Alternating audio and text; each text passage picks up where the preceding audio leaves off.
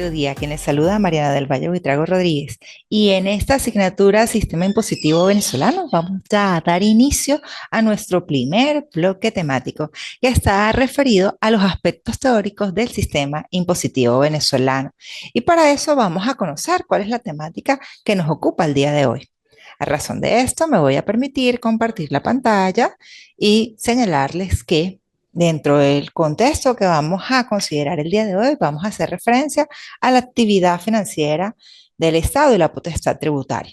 Allí vamos a mencionar cuáles son esos elementos que refiere la actividad financiera del Estado y, por si fuera poco, qué se entiende por potestad tributaria. De la misma manera, vamos a hacer una remisión a lo que es el poder público, la competencia tributaria, la administración tributaria, para sumergirnos y dar paso a lo que es el sistema tributario, los principios constitucionales de la tributación. De seguida, vamos a tocar un punto indispensable que ustedes deben conocer como futuros licenciados y está referido a la relación jurídico-tributaria, los elementos de la relación jurídico-tributaria, tanto subjetivos como los elementos objetivos. Para darle paso a los actos jurídicos tributarios, cuáles son esos requisitos, la notificación del acto y, por si fuera poco, el domicilio fiscal. Finalizando con esos ilícitos tributarios que usted debe conocer, que están dispuestos en el Código Orgánico Tributario, y en caso de incumplimiento, cuáles son esos ilícitos tributarios que dispone el Código Orgánico Tributario y que son castigados. A razón de esto, y sin más preámbulos, vamos ya a sumergirnos en el desarrollo del contenido del día de hoy. Para esto, vamos a iniciar señalando lo que es la actividad financiera del Estado y la potestad tributaria. Cuando hablamos de la actividad financiera del Estado, es indispensable, es inexorable iniciar señalando la apreciación de lo que es la hacienda pública. La hacienda pública viene a constituir todo el conjunto de ingresos y egresos que tiene un Estado. Generalmente, con los ingresos va a cubrir todos los gastos que se puedan generar dentro del Estado. Por eso es que es eminentemente importante conocer qué va a hacer el Estado con los ingresos que obtiene. Y a razón de esto, es indispensable señalar que el Estado cuenta con una serie de ingresos a través de actuaciones y mecanismos que le va a permitir hacer frente a todas esas necesidades públicas a las cuales se ha comprometido para prestar lo que se denomina el servicio público y de la misma manera dar cabal satisfacción a todas esas necesidades del colectivo. Por eso es necesario que nosotros conozcamos lo que se denomina los elementos fundamentales de la actividad financiera. La actividad financiera, según lo establece el doctor Héctor Villegas, viene a ser el cúmulo de 4 elementos que permiten que el Estado pueda actuar a través de los mecanismos que ha dispuesto la ley y lo va a hacer a través del Ejecutivo Nacional, quien es el que va a administrar la hacienda pública. En función de esto, los elementos necesarios para la actividad financiera son 4. El primero de ellos, la necesidad pública, que es la necesidad de todos por el todo, no la necesidad de un grupo de personas en particular. El servicio público, que como lo ha señalado la jurisprudencia, viene a considerarse como esa prestación que lleva a cabo el Estado de alguna actividad que no le corresponde específicamente al Estado, pero que la presta para dar satisfacción a una necesidad pública. Y a cambio de esto va a generarse una contraprestación. Es decir, nosotros como obligados tenemos que pagar el importe del servicio. Cuando el Estado no puede por sí dar cabal satisfacción a esa actividad del servicio público, se puede llevar a cabo lo que se denomina esa actividad de servicio público a través de concesión, que es la actividad que lleva un tercero al cual se le ha adjudicado la explotación y prestación del servicio a cambio efectivamente de una cantidad de dinero. El ingreso público es otro de los elementos necesarios de los cuales hace referencia el doctor Héctor Villegas. Y cuando hablamos de el ingreso público, estamos haciendo mención a todos esos bienes, tanto muebles como inmuebles, los recursos obtenidos por el Estado para dar satisfacción a al servicio público y cumplir con lo prometido. Entonces, ese ingreso público se puede obtener a través de las regalías, a través de los ingresos por impuestos, tasas, contribuciones, los ingresos petroleros, los ingresos que se llevan a cabo producto de la actividad que pueda presentar evidentemente lo que nosotros conocemos como las empresas en donde participa el Estado, entre otros. Y por si fuera poco, el último elemento necesario de la actividad financiera, según el doctor Héctor Villegas, es el gasto público. Y hablamos de gasto público como esa erogación que realiza el Estado y que es necesario para que el Estado pueda cumplir a cabalidad esa actividad que se considera como necesaria, indispensable para el actuar dentro de eso, de ese giro normal del Estado. Muy buenas tardes, Marcos, bienvenido.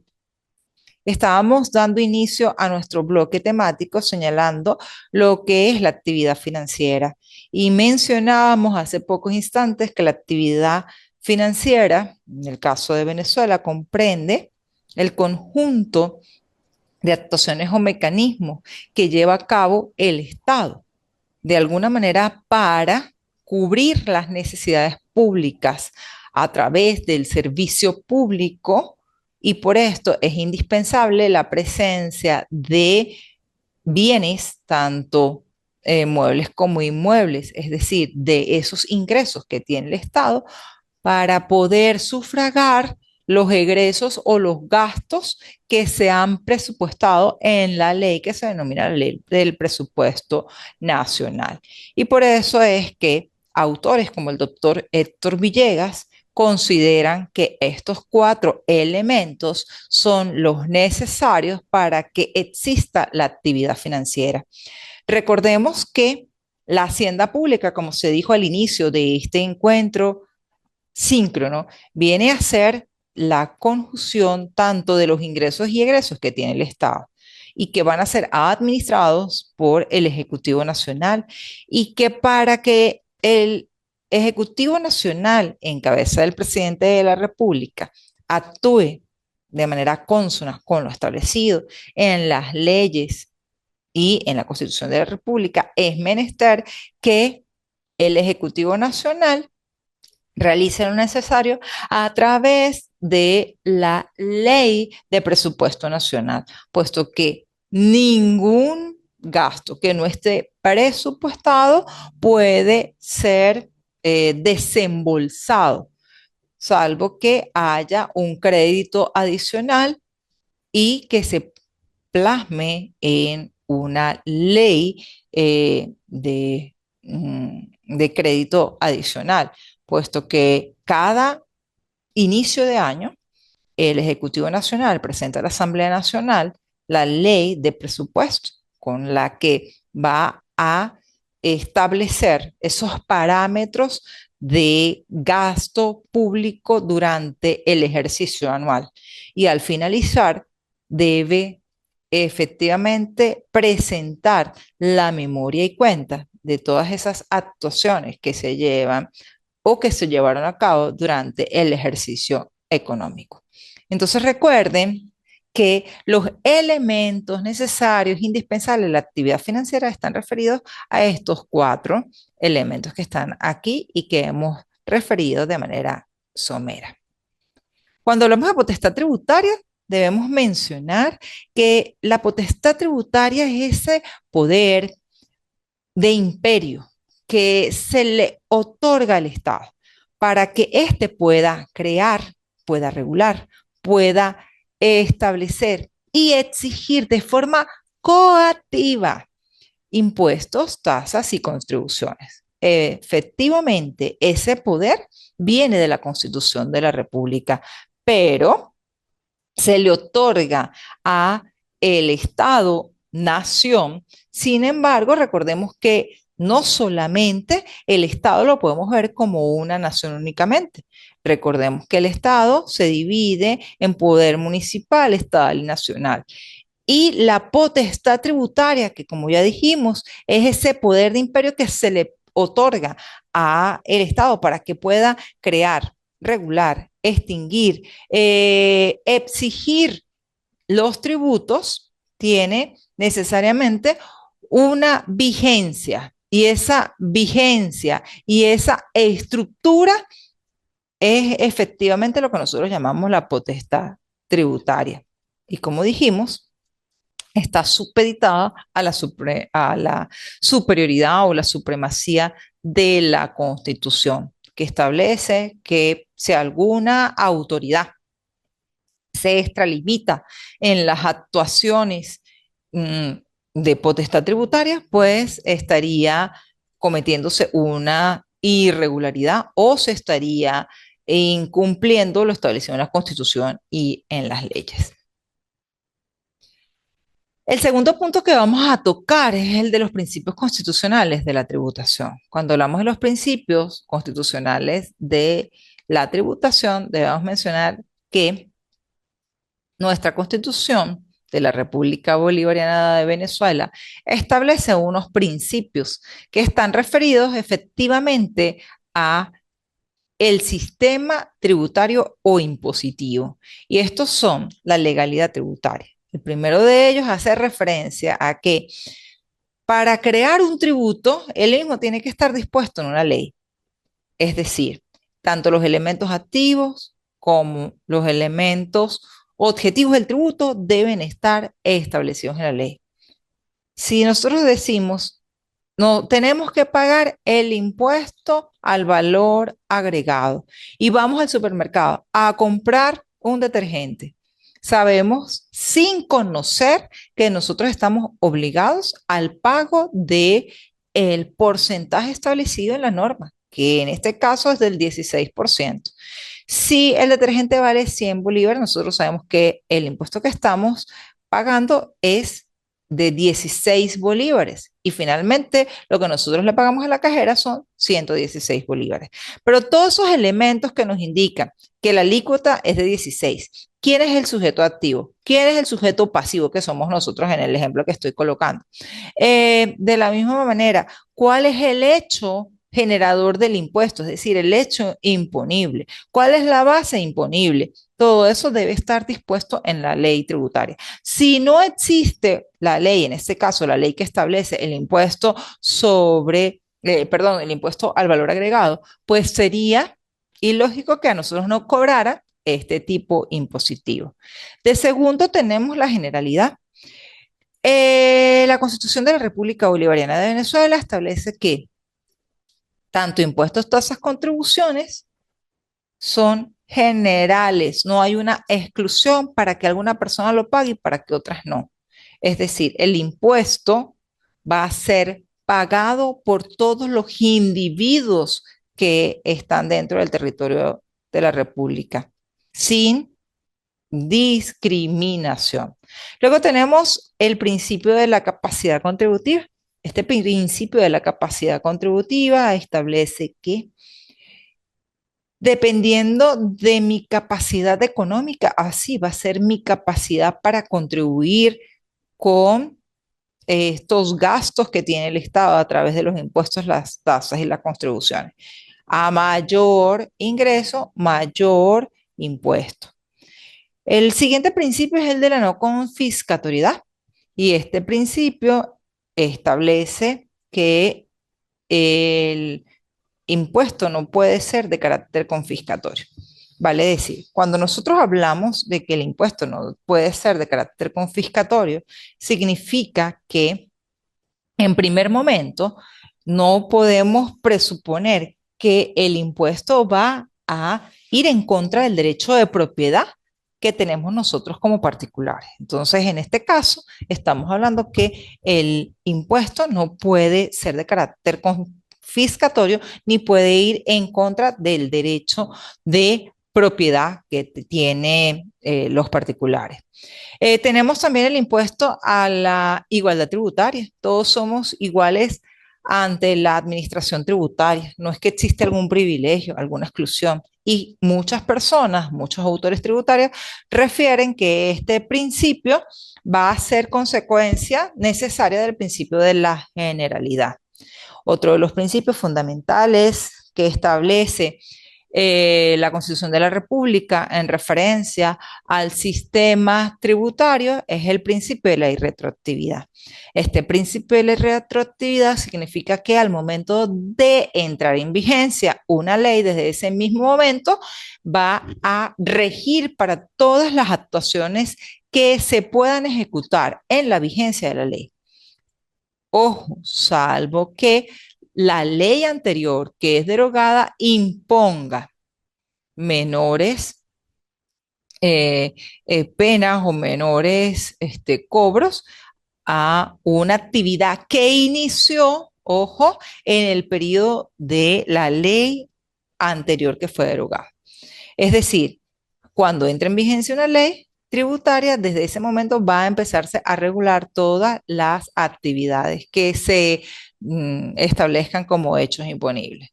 El principio de la justicia, que significa, en pocas palabras, que la justicia tributaria va a establecer la igualdad y la generalidad de todos, no hay una exclusión como tal, y el principio de la pecuniariedad, en el que se dispone que el derecho tributario precisa el cobro en dinero para todo lo que tiene que ver con los tributos, es decir, los impuestos, las tasas y las contribuciones. No hay pago de impuestos, ni de tasas, ni contribuciones a través del trabajo de la persona o del obligado tributario. Luego tenemos como tercer punto la relación y la obligación jurídico-tributaria.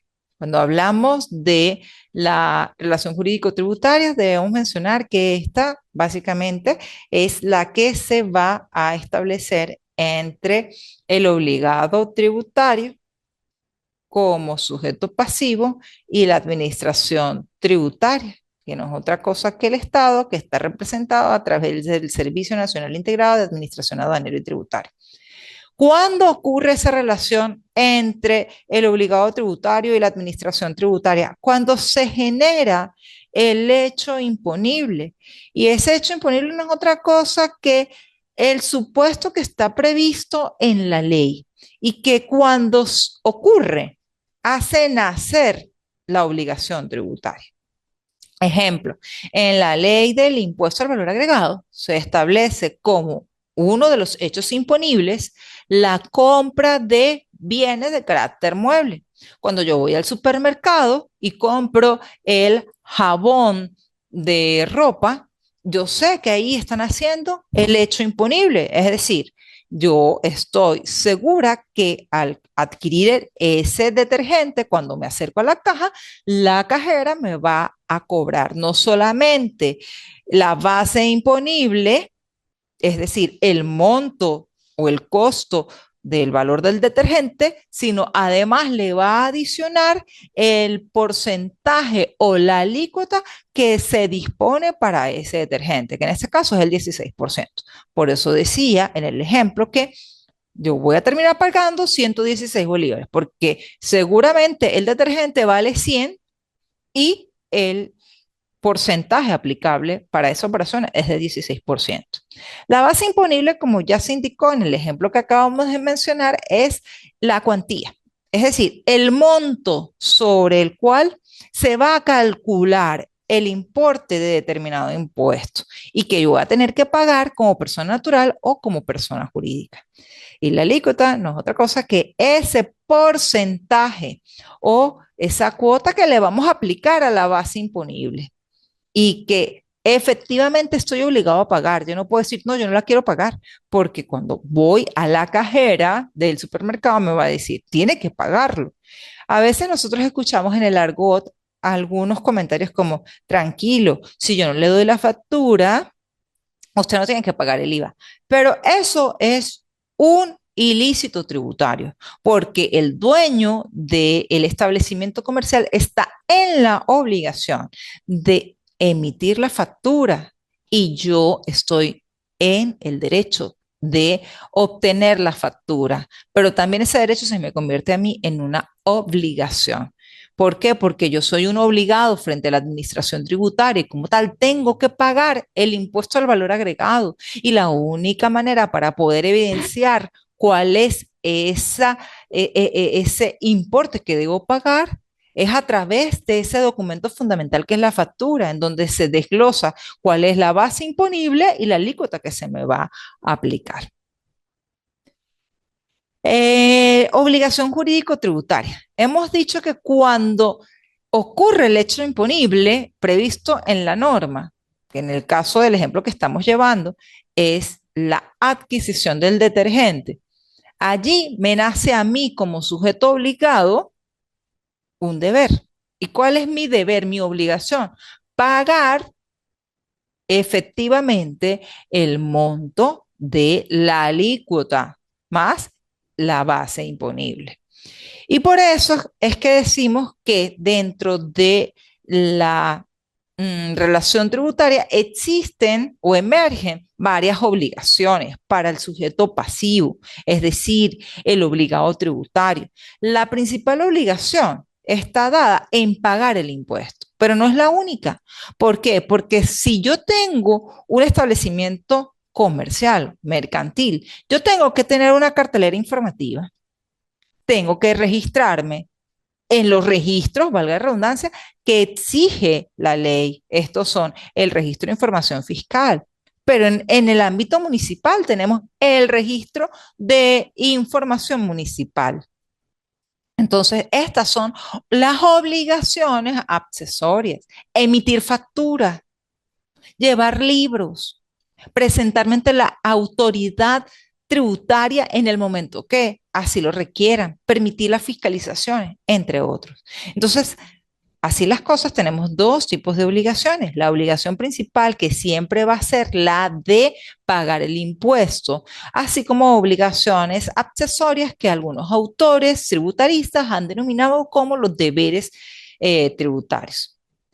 Pero para que nosotros efectivamente hagamos el pago de esta obligación principal o hagamos el cumplimiento de esta obligación principal, la administración tributaria, que en este caso está representada a nivel nacional por el Servicio Nacional Integrado de Administración Aduanera y Tributaria, mejor conocido como el CENIAT, o en el caso municipal por el respectivo servicio de recolección municipal, tiene lo que se denomina un cúmulo de actuaciones que se denominan la gestión tributaria.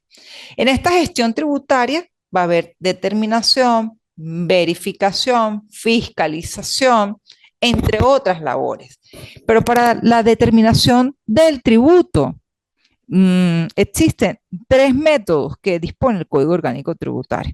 El primero de ellos es el que efectivamente realiza el sujeto pasivo. Cuando Pedro Pérez, entre el mes de enero a el mes de marzo, declara por sí solo el impuesto sobre la renta como persona natural. En este caso, él está haciendo la determinación tributaria. Llenó el formato que está dispuesto en la plataforma electrónica del Servicio Nacional Integrado de Administración Aduanera y Tributaria. Y al llenar cada uno de los ítems, la misma plataforma le genera automáticamente el monto a pagar. Allí él está determinando por sí solo, es decir, autodeterminando su obligación tributaria. Por eso se llama determinación o autodeterminación por sujeto pasivo. Pero imaginemos que el sujeto pasivo, Pedro Pérez, todavía no está muy claro y se apoya en la administración tributaria. Va a la oficina regional para que los funcionarios le ayuden a la presentación de su impuesto sobre la renta. En ese caso, la determinación tributaria es de carácter mixto, porque él solo no hizo esa declaración, se ayudó de los funcionarios de la administración para efectivamente hacer la declaración. Y de oficio ocurre la determinación tributaria cuando el obligado tributario, es decir, el sujeto pasivo, Pedro Pérez en el ejemplo, no quiere hacer declaración. Está renuente a hacer declaración. No lleva libros, no lleva factura, no hace declaración. En ese caso, la administración dentro de su gestión tributaria tiene la potestad para establecer de modo presunto o en base cierta con las declaraciones que él presentó los años anteriores, cuál es el importe que esta persona debe pagar. O por el contrario, va a considerar a algún comerciante del ramo bajo las mismas condiciones y va a imponerle al obligado tributario esa obligación jurídico-tributaria en función de una actuación que él no realizó, sino que realizó un semejante, es decir, una persona que realiza la actividad más o menos de la misma forma. Entonces, fíjense que tenemos tres tipos de determinación: autodeterminación por ayuda con la administración tributaria o la que impone la administración tributaria de oficio por esa actitud renuente de parte del administrado de no querer en ningún momento hacer la declaración. Punto siguiente, actos de la administración tributaria. Generalmente la administración tributaria tiene un conjunto de actuaciones que nosotros llamamos actos administrativos tributarios. Y estos actos administrativos tributarios permiten que nosotros como sujetos pasivos conozcamos que evidentemente la administración nos está o fiscalizando o nos está haciendo la determinación tributaria o nos está verificando si estamos en cumplimiento o en desacato de los deberes tributarios. Entonces, el acto administrativo está soportado en esa expresión que lleva a cabo la administración tributaria para verificar, fiscalizar y determinar el cumplimiento de los deberes y las obligaciones únicamente de carácter tributario. Y por esto es que la administración debe moverse en primer momento bajo los extremos que establece la Ley Orgánica de Procedimientos Administrativos, así como también con el Código Orgánico Tributario. Para que nosotros sepamos que la administración se está pronunciando sobre alguna actuación, es necesario que efectivamente la administración me lo haga saber a través de una notificación del acto administrativo. Y en este caso, las notificaciones que se practican, como lo está señalado en el Código Orgánico Tributario del año 2021, se lleva a cabo sin orden de prelación de alguna de estas maneras. La primera es haciéndola personalmente, a través de la entrega que se le haga al obligado tributario, llamado contribuyente o responsable. Ojo, también puede ser por una constancia escrita, que el funcionario de la administración tributaria entrega a una persona que esté en el domicilio del contribuyente. Entonces, pero siempre que se deje constancia de esto en el expediente que se lleva a cabo en la administración tributaria. O también puede hacerse la notificación por medios electrónicos, que es lo más común que ocurre en este momento, a través del correo electrónico que envía la administración tributaria, es decir, el CENIAT, a el obligado tributario por medio del domicilio electrónico obligatorio. Y evidentemente el funcionario debe dejar constancia de esto dentro del expediente que se lleva a cabo en la administración tributaria. Para hablar un poquito más sobre el domicilio fiscal, es menester señalar que el domicilio fiscal es ese lugar donde la administración va a hacer, la administración tributaria va a hacer entrega de las notificaciones que contienen los actos administrativos. Importante que va a existir domicilio para personas naturales, para personas jurídicas y lo que hoy es más empleado, que es el domicilio electrónico. Cuando hablamos de personas naturales, estamos hablando de seres humanos, seres de la especie humana, mayores de edad. ¿Y dónde va a practicar la administración tributaria esa, eh, esa notificación? La va a practicar o la va a entregar en el lugar donde tenga la actividad principal. Ah, bueno, resulta que yo tengo un comercio que está ubicado en la carrera 10, número 4, raya 33 de la Concordia, donde lo va a entregar el funcionario. Mira, allí mismo es, allí. Pero yo vivo en Barrio Obrero, en la Torre Apolo, en el piso 5 de San Cristóbal. Entonces, ¿dónde va a practicar el domicilio fiscal o dónde va a entregar el funcionario esa notificación? En el domicilio fiscal, y puede escoger o ir a Barrio Obrero o ir a la Concordia. O me puede imponer de la actuación en donde ocurra el hecho imponible.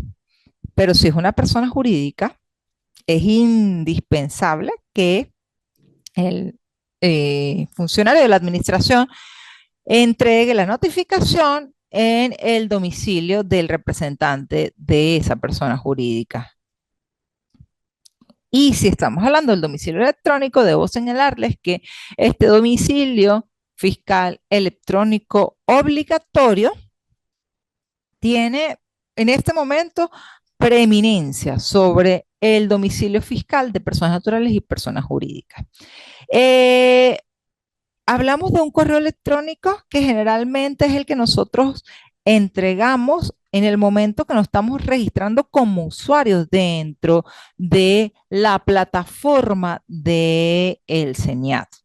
Allí nos estamos registrando y estamos entregando un correo electrónico. Generalmente cuando estamos sacando el RIF, entregamos un correo y a veces por rapidez, porque no lo está haciendo un gestor, no copiamos clave, no copiamos contraseña, usuario, y esto puede ser perjudicial para nosotros, porque el hecho de que nosotros no tengamos acceso recurrente a este domicilio electrónico puede generar que las actuaciones administrativas sigan su curso y yo no pueda, como obligado tributario, interponer los recursos administrativos a los que diera lugar, y aun cuando la administración tributaria esté actuando de manera ilegítima, no pudiera ser si yo no estoy al pendiente de que me han notificado. Y finalmente, tenemos como quinto punto lo referente a los deberes y los ilícitos tributarios. Hablar de deber es hablar de un conjunto de obligaciones que en un momento determinado tiene el obligado tributario. El Código Orgánico Tributario vigente establece una clasificación de los deberes que son formales y los deberes materiales. Cuando hablamos de deberes materiales, estamos haciendo referencia a lo que se denomina como el deber de pago. Es el máximo deber o la obligación tributaria mayor. Y cuando hablamos de deberes formales, estamos haciendo mención a un cúmulo de actuaciones que debe llevar a cabo el obligado tributario y que efectivamente están relacionadas con las obligaciones de hacer. Ejemplo, llevar los libros, inscribirse en los registros, permitir las fiscalizaciones, emitir facturaciones, todo eso está referido a lo que nosotros denominamos como los deberes formales. Y cuando hablamos de ilícitos tributarios, tenemos que hacer la mención de que son todas aquellas actuaciones que van en contra de el cumplimiento del deber formal tributario y el deber material tributario. Por eso es que el Código Orgánico Tributario dispone que que las actuaciones que van en contra de los deberes formales y deberes materiales pueden generar los llamados ilícitos tributarios de carácter formal, pero también puede llevar a los ilícitos tributarios materiales y en algunos casos puede hasta generar los ilícitos tributarios penales, que son castigados con penas privativas de libertad. Dentro de los ilícitos tributarios formales puede estar el comiso de mercancía, puede estar el sancionar a una empresa clausurándola por un tiempo determinado, en tanto que en los ilícitos tributarios materiales está el hecho de eh, el pago de multas cuantiosas que hacen bien oneroso el pago de los tributos. Así hemos en este encuentro síncrono, hemos revisado los puntos establecidos como contenido de esta unidad, haciendo referencia a la actividad financiera y la potestad tributaria, algunas consideraciones sobre el sistema tributario. De la misma manera abordamos lo que es la relación jurídico-tributaria. Seguimos con lo que fue el acto jurídico tributario y finalizamos con los ilícitos tributarios. Abrimos en este momento el compás de preguntas o dudas. Marcos, escucha. Si tienes dudas, preguntas, quedo atenta para esto.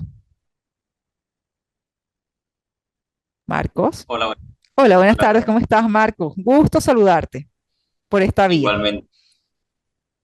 Cuéntame, Es Marcos.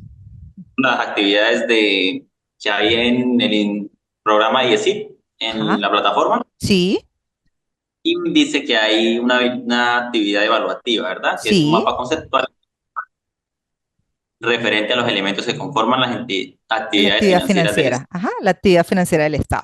Cuando tú entraste al encuentro, estábamos haciendo referencia a los elementos de la actividad financiera.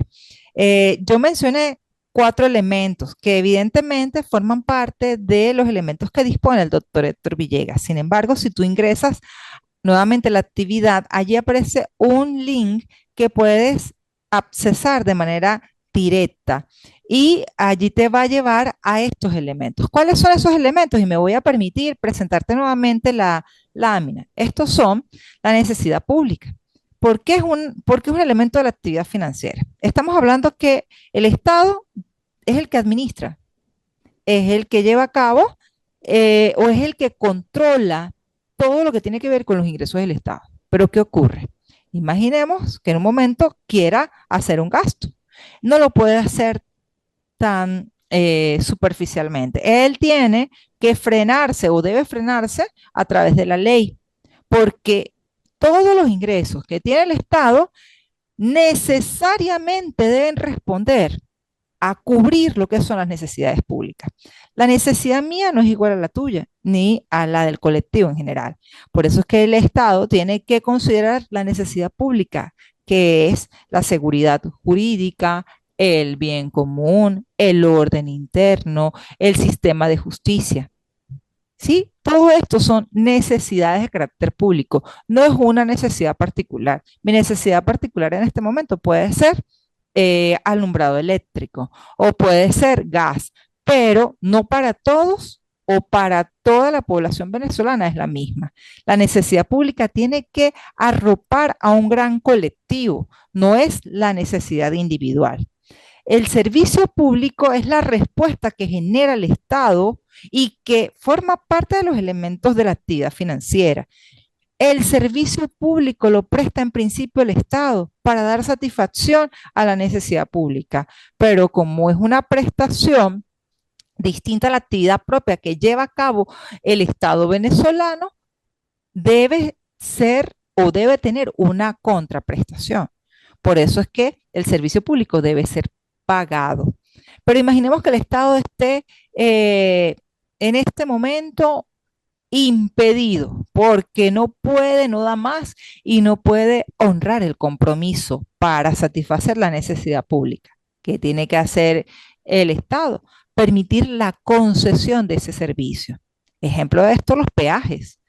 Si se llega a caer un tramo de una carretera o de una vía que está dentro de los límites de un peaje, la empresa que tiene la concesión tiene que reparar esa vía. Necesariamente la debe reparar. ¿Por qué? Porque si no lo hace, nosotros podemos usar otros medios alternos para pasar. ¿Qué le conviene a esa empresa? Reparar esa vía para obtener el ingreso y seguir la actividad y por supuesto que le quede una ganancia. El ingreso público viene a ser esa, esos recursos que tiene el Estado para dar satisfacción a la necesidad pública. Y los ingresos públicos los puedo obtener por los ingresos tributarios, llámese impuestos, tasas, contribuciones. Pero también puede ser que nuestro amigo Marco Ramírez en una de sus actividades de altruismo, no sé, de beneficencia, le deja al Estado una cantidad de 100.000 millones de bolívares para que, no sé, para que lo distribuya en actividades varias y pueda satisfacer necesidades públicas. Todos esos son ingresos del Estado, que pueden ser periódicos, que pueden ser extraordinarios, como el caso que estoy poniendo de ejemplo, pero todos esos ingresos tienen que tener una contrapartida y la contrapartida no es otra cosa que el gasto público. Y el gasto público se considera como el egreso. Ojo, pero el Estado no puede decir, con la hacienda pública yo voy a tener una cajita chica y voy a hacer y deshacer. No, porque recordemos que para que haya gasto público tiene que existir una necesidad pública, pero a su vez tiene que haber una ley, mi querido Marcos. Y a esa ley es la que le va a poner freno y contrafreno a las arbitrariedades o los abusos que pueda llegar a cometer una autoridad del Estado para dilapidar o derrochar dinero de las arcas del Estado. Por eso es que estos cuatro elementos que están acá son los que tú tienes que mencionar como elementos necesarios dentro de la actividad financiera del Estado. Porque, como lo señala Héctor Villegas, uno conlleva al otro y todos son necesarios para que el Estado pueda realizar la actividad financiera, tomando en cuenta esas actuaciones o mecanismos que en un momento determinado ejecuta el Estado a través de la hacienda pública. Marcos, te escucho. Muchas gracias. Listo, es que sí tenía esa duda. Ajá, no, no, no, tranquilo. Yo creo que ayer te escribí y te dejé el Sí, link. señor. Ajá, y también se lo dejé a los compañeros. ¿Alguna Sí, sí, otra señora. duda? ¿Alguna otra duda, Marcos? Señora, muchas gracias. Cualquier cosa puedes conectarte conmigo a través de los canales dispuestos por la plataforma del IESI, así como lo hiciste, y en el momento que yo tenga, te doy respuesta de manera inmediata para satisfacer tu necesidad de respuesta y de conocimiento. Muy agradecida porque te conectaste y también porque estás atento, pendiente, interesado en esta asignatura denominada Sistema Impositivo Venezolano. ¿Tienes alguna otra duda, amigo? No, ¿No? gracias por la información. No, con todo el gusto. Recuerda que ahí hay otras lecturas de carácter recomendado que están dentro de los apartados de recursos que pueden abonarte el camino para los otros puntos que están dispuestos como contenido programático de nuestra eh, asignatura, que como verás es bien extensa. Listo, muchas gracias. Con todo el gusto. ¿En dónde te encuentras en este momento? En Cúcuta, en la ciudad de Ah, Cúcuta. qué Yo bueno. comencé instituto, pero Mm. nos encontramos acá en Cúcuta, en la uni. Ah, qué bueno, qué bien, chévere.